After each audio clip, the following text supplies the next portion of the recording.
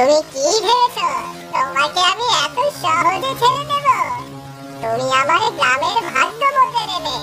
আমি কিছুতেই তোমাকে ছাড়বো না। আরে এটা কি? আজকে কেমন অন্যরকম, দেখে তো মনে হচ্ছে এটা নক। আজ কতটা দিন হয়ে গেল মানুষটা সেই যে ঘর থেকে বেরোলো, আর কোনো খোঁজ নেই। কোথায় আছে, কেমন আছে, কিছুই তো জানি না। মা, ও মা, তুমি বাবার জন্য কাঁদছো? কিন্তু না মা, দেখবে বাবা ঠিক ফিরে আসবে। আমি যে কিছুই বুঝতে পারছি না রে মা। তোর বাবা তো কখনো এমন করে না। এদিকে ঘরে সামান্য বাজারটুকু নেই, কিভাবে সংসার চালাবো কিছুই বুঝতে পারছি না। তোকে খাওয়াবো কি? তুমি এত চিন্তা করো না তো মা, আমি চিড়ে মুড়ি গুড় খেয়ে থাকতে পারবো। তুমি কেঁদো না গো মা, এসো ঘরে এসে বিশ্রাম নাও।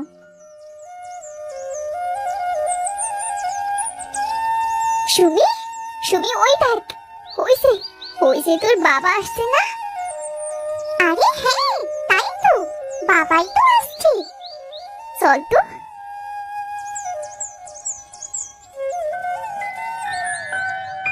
ওগো, ওগো, তুমি এসেছো? তুমি কোথায় ছিলে এতদিন? বাবা, আমরা তোমার জন্য দুশ্চিন্তা করতে করতে শেষ হয়ে যাচ্ছিলাম। যাক, তুমি ফিরে এসেছো, এখন আর কোনো চিন্তা নেই। তোমার কি হয়েছে? হাত পায়ে এত ক্ষত চিহ্ন, কপালটা এভাবে কেটেছে কি করে? চলো ঘরে চলো, নিম হলুদ পেটে লাগিয়ে দিচ্ছি। আমি এই হাতেই তো ধরেছিলাম, সৌভাগ্য ধরা দিয়েও দিল না। কি বলছো কি সব? কিসের সৌভাগ্য? সৌভাগ্য এভাবে হাতছাড়া হয়ে গেল। এইভাবে সৌভাগ্য হলো ধান খেতে রূপালী ইলিশ। কি বলছো কি তুমি? ধান খেতে রূপালী ইলিশ মানে কি বলছো এসব? বাবা, তোমার কি হয়েছে? ধান খেতে রূপালী ইলিশ। হে কি হয়েছে তোমার? কি হয়েছে? বাবা, বাবা, আমি এক্ষুনি কবিরাজকে ডেকে আনছি। ব্যাং দিয়ে যে সমস্যার সমাধান করা যাবে, এই ব্যাপারটা তো আমি ভুলেই গিয়েছিলাম। এই ব্যাং দিয়েই তো সব সমস্যার সমাধান হয়ে যাবে। আরে ওটা ওখানে কি করছে?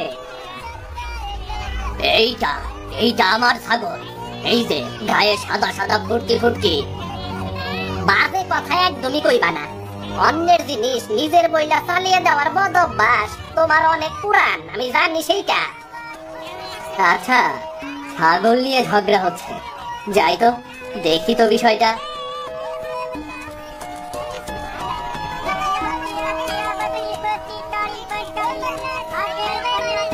আরে আব্দু চাচা, রফিক ভাই, ছাগলটা তো তোমাদের কারোরই না, এটা তো হাবু চাচার। দেখো, ছাগলের কানে লাল দাগ আছে। আমি তো গতকালই দেখেছি হাবু চাচা এটাকে খাওয়াচ্ছে।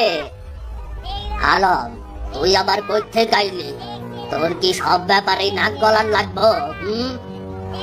হ্যাঁ, তুই ভালোই গাইটা পর কইতাছি। তুই আমার আর আমার বউয়ের সামান্য ঝগড়ায় নাক গলাইছিলি। আমার বউ তোর কথাই লাই পাইয়া সেই যে বাপের বাড়ি গেল, এখনো আর আইলো না। ভাবি তোমার ঝগড়ায় অতিষ্ঠ হয়ে চলে গেছে, বেচারি খুব কষ্ট পাচ্ছিল। আমি আরো সেই কষ্ট দূর করতে গেলাম, পরের সমস্যায় নাক গলাইয়া তুই সমস্যা বাড়াইয়া দেস। চাচা, ঝগড়া তো দুঃখের কারণ, কষ্টের কারণ। আমি থাকতে তো আমার গ্রামের কাউকে দুঃখ পেতে দেব না। দুঃখ দূর করার জন্যই তো আমি আছি। চলো চলো, মীমাংসা করে দেই। ছাগলটা হাবু চাচাকে দিয়ে আসি। এই ছাগল আমি কিছুতেই হাবুরে দিব না, এইটা আমার। তুই চুপ কর, এইটা আমার। আরে তোমরা থামো তো। হায় রে, আমার ছাগলটা পালাইয়া গেল রে। আয় ধর ধর ধর, ছাগলটা ধর ধর। তোমরা কোনো চিন্তা করো না, ছাগলটাকে আমি ধরবই ধরবো।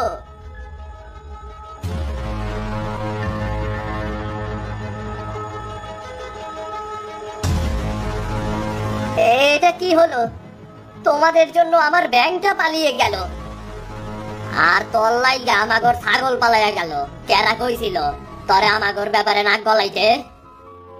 ও আমার আর আমার স্ত্রীর ঝগড়ায় নাক গলাইয়া আমার স্ত্রী রে বাপের বাড়ি পাঠাইয়া দিছে। সব ঝামেলার মূলে এই আলম, এই আলমই। হ্যাঁ হ্যাঁ, উপকার করতে আসলেই দোষ, তাই না? আমার ব্যাংকটা পালিয়ে গেল, কত কষ্ট করে ধরেছিলাম। রমিত চাচাদের ঘরে মশার অনেক উপদ্রব, ভেবেছিলাম ব্যাংকটা ঘরে রেখে দিলে সব মশা ধরে ধরে খেয়ে ফেলবে। না, তোমাদের জন্য পরোপকারও করা গেল না।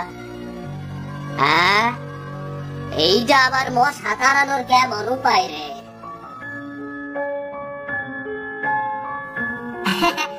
তোমরা গড়াগড়ি খাইতাছ, ওইদিকে জসিম ভাই খবর শুনছ? কি হয়েছে রে জসিমের, কি হয়েছে? আরে জসিম চাচা তো পাগল হইয়া গেছে। হ্যাঁ, কি কইতাছ? বেচারা এমনিতেও ভাবি মানুষ, কত কষ্ট করে সংসার চালায়। আচ্ছা, জসিম চাচা পাগল হয়ে গেছে, বিষয়টা তো খতিয়ে দেখতে হয়। বাবা, বাবা, ধান ক্ষেতের রূপালী ইলিশ, ধান ক্ষেতের রূপালী ইলিশ। ওরে বাবা, হাত ছাড়া হয়ে গেল রে, হাত ছাড়া হয়ে গেল। তুমি এমন কেন করছো? আমাদের চিনতে পারছো না কেন? বাবা, আমি তোমার মেয়ে সুমি, তুমি আমায় চিনতে পারছো না? মা, কি করবো এখন? কবিরাজ চাচার ওষুধে তো কোনো কাজই হলো না। হাই হাই রে, এ আমার কি সর্বনাশ হলো রে।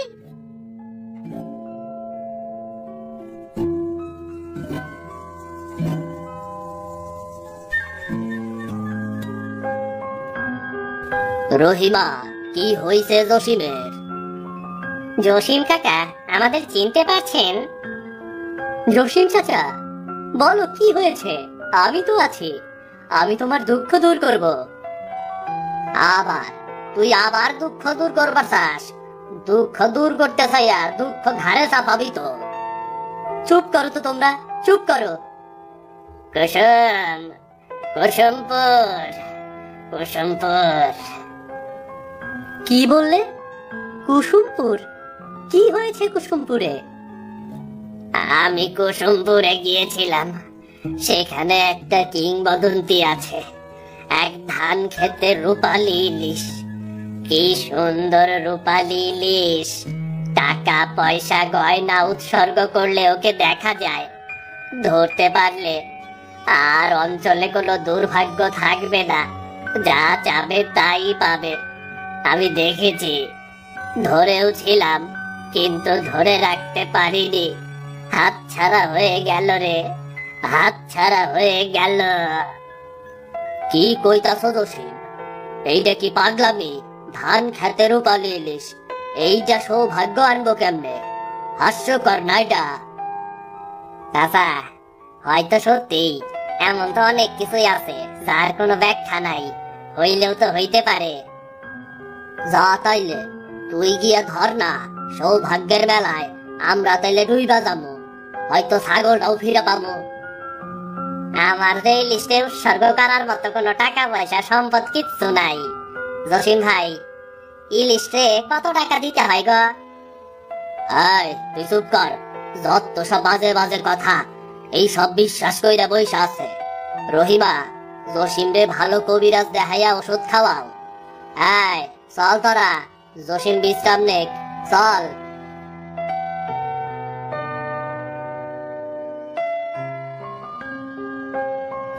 চাচি, এই টাকাগুলো রাখো।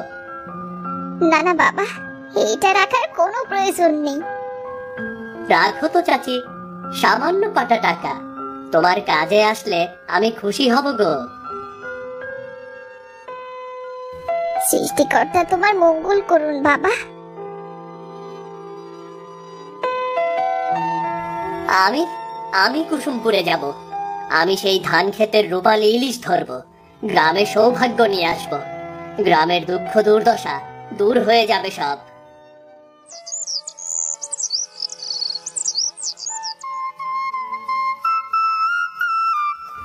আমার মায়ের এই রেখে যাওয়া গয়না আমি সেই ধান ক্ষেতের ইলিশের জন্য উৎসর্গ করব। এই গ্রামের সৌভাগ্য আমি ফিরিয়ে আনবো।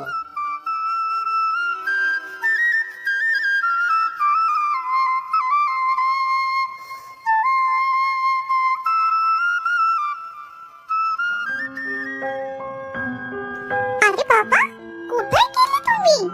মা, ও মা!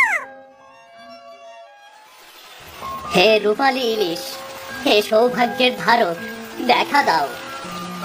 এই যে এই গয়না তোমার উদ্দেশ্যে আমি উৎসর্গ করলাম।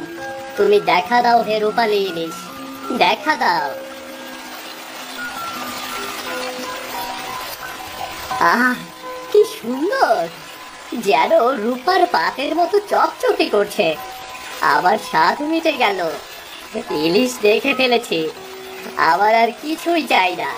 আমি বরং চলেই যাই।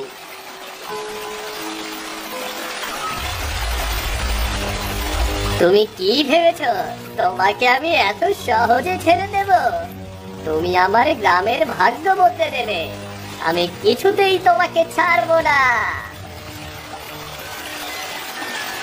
আরে, এটা কি? আজটা কেমন অন্যরকম। দেখে তো মনে হচ্ছে এটা নকল।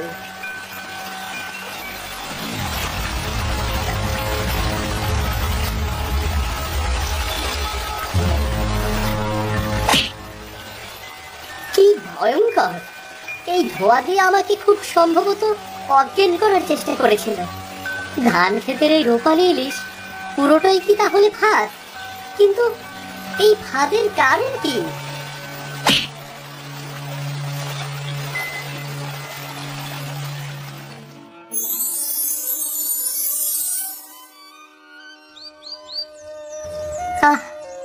আমার মাথাটা, আরে এ কি জসিম চাচা, আপনি এখানে?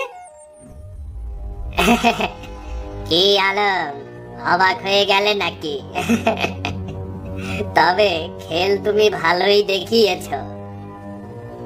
আর বলবেন না উস্তাদ, এত জোরে ঘুষিটা মারছে না। আর বলবেন না। তুই নিজের ধোঁয়ায় নিজেই কুপোকাত হয়ে গিয়েছিলি। ভাগ্যিস ও সময় মতো চলে গিয়েছিল। তুই ওষুধের ধোঁয়া ঠিক মতো দিতে পারলেই কাজ সহজ হয়ে যেত রে। বেটা সব ভুলে অজ্ঞান হয়ে যেত। আমরা গয়নাটা হাতিয়ে বেটাকে সুন্দর খাল পারে ফেলে রেখে আসতে পারতাম, আর তুই এমন আটকা ঘুষি খেতি না। এসব এসব কি হচ্ছে জসিম চাচা? আপনি আপনি কি কোনো অপরাধের সাথে জড়িত? অপরাধ? হ্যাঁ, ঠিকই বলেছ। গরিব হওয়াটাই তো একটা অপরাধ। তাই এই সৌভাগ্যের রূপালী ইলিশের ভাত পেতে লোকের কাছ থেকে মূল্যবান জিনিসপত্র আর টাকা পয়সা হাতিয়ে নেওয়ার খেলা শুরু করেছি। আপনি এসব কি করছেন চাচা? তুমি যেহেতু ব্যাপারটা একটু হলেও বুঝতে পেরেছ, তাহলে বাকিটাও বলে দিচ্ছি। ধান খেতে রূপালী ইলিশ এটা আমার ফাঁদ। লোকেদের লুট করার জন্য এই ফাঁদ আমি পেতেছি। মানুষ কত বোকা! এইভাবে কি সৌভাগ্য ধরা দেয়? সবাই সৌভাগ্যের লোভে এখানে ছুটে আসে। আমরা তো পয়সার অভাবে পড়ে এই দল খুলেছি, কিন্তু লোকজনের জ্ঞানের কত অভাব।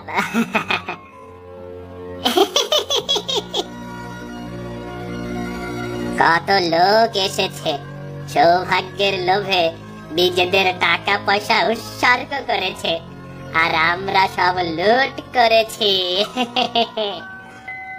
চাচা, তাহলে তোমার পাগলামি সবই অভিনয় ছিল?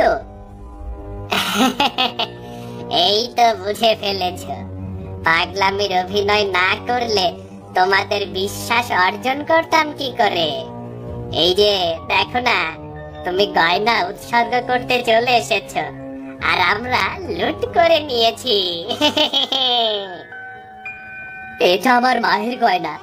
আমি ভেবেছিলাম ইলিশটা ধরতে পারলে গ্রামের লোকদের দিন ফিরে যাবে, তাদের সৌভাগ্যের অভাব হবে না। কিন্তু এখন তো দেখছি ইলিশ ধরতে এসে তুমি ভুল করেছ, তাই মনে হচ্ছে তো? হ্যাঁ, আমি ভুল করেছি। আমার মায়ের গয়না ফিরিয়ে দিন চাচা। ভুল করো আর যাই করো, তোমাকে যে এখন মরতে হবে, তা না হলে সবাই সবকিছু জেনে যাবে। গ্রামের সবার জন্য তোমার খুব চিন্তা, তাই না? এবার দেখো সেই চিন্তার ফল দেখো। না চাচা, আমাকে মারবেন না। আমি তো শুধু গ্রামের সৌভাগ্য চেয়েছিলাম, নিজের লাভ তো নয়। গ্রামের সৌভাগ্য খুঁজতে এসে নিজের দুর্ভাগ্যকে ডেকে নিয়ে এলে আলম। এই কালু, ওকে মেরে শেষ করে দে।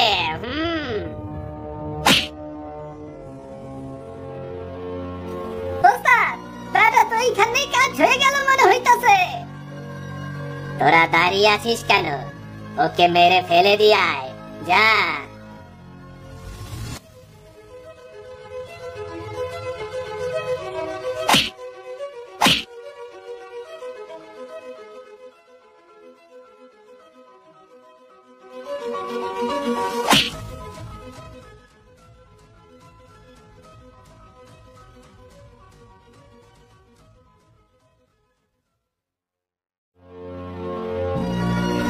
বেটা অজ্ঞান হয়ে যাওয়ার ভান করেছিল ওস্তাদ।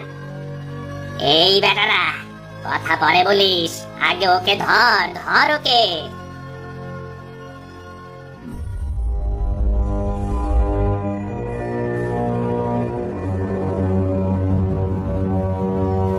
তোমরা তোমরা আমাকে মেরো না, আমাকে মেরো না, তোমরা মেরো না আমাকে। তোকে না মারলে যে আমাদের মরতে হবে। তুই তো ধান ক্ষেতের রূপালী ইলিশের রহস্য জেনে গেছিস, লোকেদের লুট করার ফাঁদের খবর জেনে গেছিস। এত কিছু জেনে যাওয়ার পর তো তোকে ছেড়ে দেওয়া যাবে না চান্দু। তোমরা যা করেছো তা তো অন্যায়। বেঁচে থাকতে হলে অনেক অন্যায় করতে হয়, কিন্তু এবার কে তোকে বাঁচাবে বলতো? কি এসব কি হচ্ছে? কি হচ্ছে এসব?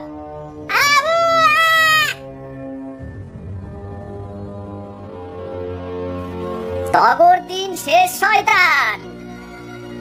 বাহ, কি দারুণ! কিন্তু তোমরা কি করে বুঝলে আমি এখানে?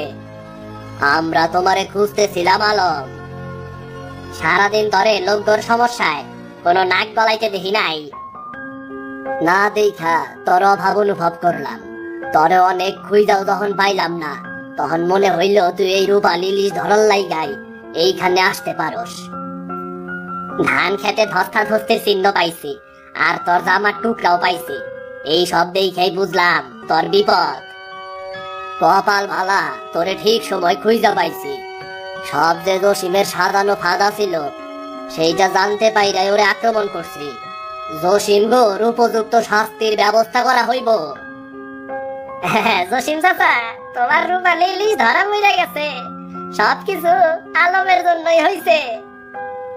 হ্যাঁ, আলম যদি রূপালী ইলিশের খোঁজে না আইতো, তাইলে এই সৌভাগ্যের ফাঁদে পইরা কত মানুষের অর্থ সম্পদ লুটপাট হইতো। আমি তো কেবল গ্রামের সৌভাগ্যই চেয়েছিলাম, আর তো কিছুই না। তোমার মতো মানুষ গ্রামে থাকা মানেই গ্রামের সৌভাগ্য গো। তোমরা সত্যি বলছো? আমার যে কি খুশি লাগছে। গ্রামে ফিরেই আমি আবার সবার সমস্যা দূর করতে বের হব। হইছে হইছে, এইবার একটু বুঝা চলো। সব সমস্যা তোমার ঘাড়ে নেওয়া ঠিক না। ঠিক আছে, পরের বার তোমাদের ছাগলের ঝগড়ায় নাক গলাবো না। আর যাই করিস, কারো ঘরের ঝগড়াতে নাক গলাইতে যাইস না। আচ্ছা ঠিক আছে।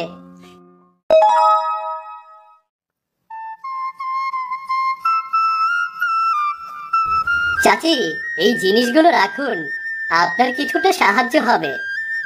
তুমি আমাদের জন্য আর কত করবে বাবা? তোমার চাচা অভাবে পড়ে অন্যায় করেছে, তোমাকেও মেরে ফেলতো, আর তুমি তার পরিবারকে সাহায্য করছো। আমি তো আর একা করছি না চাচি, সবাই মিলে করছে। চাচি, আপনারা আমার গ্রামের লোক, আমি আপনাদের পাশে দাঁড়াবো না তো কে দাঁড়াবে? জসিম চাচা যা করেছে তার জন্য পঞ্চায়েত তাকে কয়েক বছর আটক থাকার শাস্তি দিয়েছে। আশা করি এই শাস্তি তাকে বদলে দেবে, কিন্তু আপনারা তার জন্য কষ্ট করবেন সেটা তো আমরা হতে দেব না। আপনি কোনো চিন্তা করবেন না চাচি, একদিন সব ঠিক হয়ে যাবে। আজ আমি আসি তাহলে।